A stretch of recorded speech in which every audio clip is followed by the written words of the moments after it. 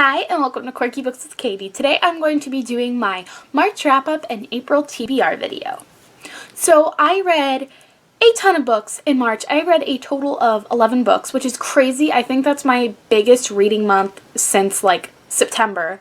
But I don't know, January was an awful reading month for me, February I bounced back, and this month was just so much better. So now I'm going to get into the books that I read in the month of March. So the first book that I read in the month of March, I actually started reading in January, put down for a while, and then finally finished it. And that book is 1984 by George Orwell. This book is a classic. It is basically the story of what the author thought the future would be like if society went on as it was in 1950. And I absolutely adored this book. This book is just by far the creepiest thing I've ever read. I had a lot of fun kind of drawing parallels between the world in this book and our world today, and I thought like that was really creepy, but this is an awesome book. I gave it 5 out of 5 stars, and it is definitely one of my favorite classics. The next book that I read is Faking Normal by Courtney C. Stevens. This book is the story of a girl named Alexi who recently went through a traumatic experience, and she has to kind of get over it, but she's having a really rough time with that. And her next door neighbor Bodhi, who also went through something very traumatic, moves in to her house, and he kind of helps her get over what happened, and they help heal each other. And I loved this book. I thought it was amazing. The author managed to get some of my feelings into words, which is just insane. Even though I've never gone through anything nearly as traumatic as either Alexi or Bodhi, I just felt like I could really relate to their struggles, and I gave this book 5 out of 5 stars. It is amazing. It is definitely one of my new favorite books. Next, I read Panic by Lauren Oliver. I absolutely adore Lauren Oliver. She's one of my favorite authors, and this book is the story of a game called Panic, which is played every year in the town of Carp, which is a small town in upstate New York. And Panic has some really high stakes, but if you win the game, there is a pot of over $50,000, and this story focuses on 2 main characters, Heather and Dodge. Now, there's been a lot of bad press surrounding this book, and I mean, it wasn't an amazing book, but I thought it was still really good. Lauren Oliver always writes amazing characters, and her writing is gorgeous as always. So I ended up giving this book 3.5 out of 5 stars. Next, I read Persuasion by Jane Austen. I'm a really big Jane Austen fan. However, this one was not one of my favorites. This book is the story of Anne Elliot, and she kind of helps run her father's estate. And when they are going broke, she has to decide to take in boarders. And who manages to come to her house but Captain Wentworth, who is her old flame from 8 years ago. And 8 years ago, he proposed to her, but she had to say no because he was below her in the social status, and he comes back and a lot of stuff happens. Now, I love the premise of the story, and I have to admit, I did see the movie before I read the book. I love the movie, however, the book just didn't really get me. It just focused on a lot of other stuff. I was more interested in Anne and Captain Wentworth's relationship rather than kind of like the whole social issues going on. So I give this book a 3 out of 5 stars. I think I will try and reread it eventually to see if I can enjoy it some more. Next, I read Better Off Friends by Elizabeth Eulberg, and this book is quite simply the teenage version of When Harry Met Sally. There are 2 best friends, and they're best friends from when they're in 7th grade. They have their ups and downs. Everyone thinks they're together, but they're not. One of them likes each other, the other, one of them doesn't. And this is just kind of a cute little will they, won't they book.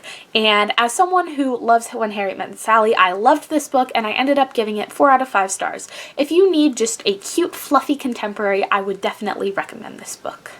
Next, I read Rebecca by Daphne du Maurier. This is another classic, but one that isn't as famous. This is the story of a girl named Rebecca who ends up marrying this man named... What's his name?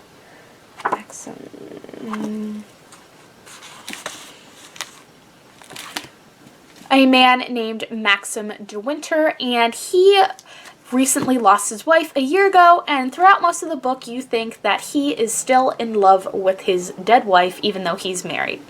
Now, this book was, I don't know how to describe it. Like, the first half was like interesting, but I was like, where is it going? And then right then, like near the end, it's this mother of all plot twists that I did not see coming, and that freaked me out so bad. And then the book kind of did not live up to that awesome, amazing plot twist, because I can usually tell what's going to happen in a book. This plot twist blew me out of the water, and I ended up giving this book 3 out of 5 stars. It was interesting, but it was one of the weirdest books I have ever read. Next, I read Chasing Brooklyn by Lisa Schroeder, and this book is told in verse, and it takes place from 2 points of view. One is a girl who recently lost her boyfriend due to a car accident, and the other is a boy whose brother died in the car accident, and they kind of have to help heal each other. And this book was okay. I liked it. I just was not very emotionally attached to the characters, but I absolutely adore Lisa Schroeder's writing style, and I really want to read some of her other books, considering the fact that one of her books, The Day Before, is one of my favorite books of all time. Next, I read America the Beautiful, What Makes This Nation Great by Dr. Ben Carson, and this is a political book. I am interested in politics, and I really enjoyed this book.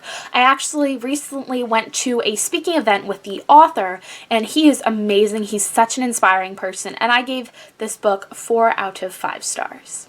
Next, I read Sea of Tranquility by Katja Millay.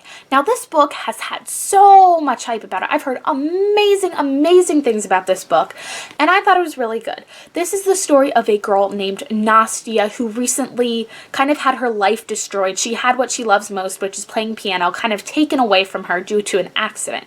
She moves in with her aunt, and she meets this guy named Josh Bennett who has basically lost everyone in his family, and he believes that anyone that gets close to him, he will end up losing. And the two of them kind of help heal each other, and I gave this book 4 out of 5 stars. I liked it. It took a while for it really to grab me emotionally, and I was almost crying by the end, but you guys know I cry at like everything. So I would recommend this book if you're looking for kind of a deeper sort of contemporary. Next, I read this beautiful behemoth, The Assassin's Blade by Sarah J. Maas. And this is a set of novellas that takes place before the Throne of Glass series, and I was blown away by this set of novellas. Now, I like the Throne of Glass series. Well, I love it. It's a really good series, but I was not expecting that much from novellas. I'm not really a novella person, but this was basically, it wasn't just a set of novellas, it was basically a prequel book, and I loved it. You find out so much more about the main character, Selena. I love her even more now, and this book was just amazing. You get to find out a lot more of her heritage and her origins, and you even get to meet Sam, who is talked about a lot in the series. I gave this book 5 out of 5 stars, and I seriously cannot freaking wait until Heir of Fire comes out in September. And the last book that I read in the month of March is Pride and Prejudice by Jane Austen. This is basically my favorite classic of all time. No classics will even come near to touching this, except for maybe one, but I just am in love with this book, and I actually had to read this for school. I feel so bad for my entire English class, because I am just sitting there literally freaking out and fangirling in class, and everyone's like, ugh, I hate this book, and I'm just like, oh my god, Elizabeth and Darcy are in the same room. Yeah, my English class is ready to kill me. But this book is the story of a girl named Elizabeth Bennet, who is very not the typical 19th century heroine, and she meets a man named Mr. Darcy who she hates. And this is the love-hate relationship. I give this book 5 out of 5 stars. I love it. It makes me laugh. It makes me cry and fangirl uncontrollably. So that is it for the books that I read in March. Now I'm going to get on to the books that I plan to read in April. First, I have a Game of Thrones by George R.R. Martin, and I have to admit that I did start this book in March. I'm currently on page 430. This book has 807 pages, and I'm really proud of myself for reading this. I never ever imagined that I would actually be reading Game of Thrones, but it's actually a lot better than I thought it would be. Game of Thrones is basically a high fantasy story, and it is about all these different families in this land called the Seven Kingdoms, and they're all kind of vying for political power. And even if you don't want to read the book, I would suggest the show because that is fabulous as well. And the last book that I plan to read on the month of April is Side Effects Might Vary by Julie Murphy. This is the story of a girl who has cancer and has this kind of strange bucket list of things she wants to do. And once she finally achieves the items on her bucket list, she realizes that she's in remission and she kind of has to deal with the effects of this. And I am actually going to be having an announcement come out soon for this book regarding live shows and read-alongs and awesomeness, so stay tuned for that. So if you have read any of these books, then let me know what you thought of them in the comments down below, or let me know which books you have read during the month of March that were amazing. So thank you guys for watching. Be sure to subscribe to my channel, and I'll talk to you again soon.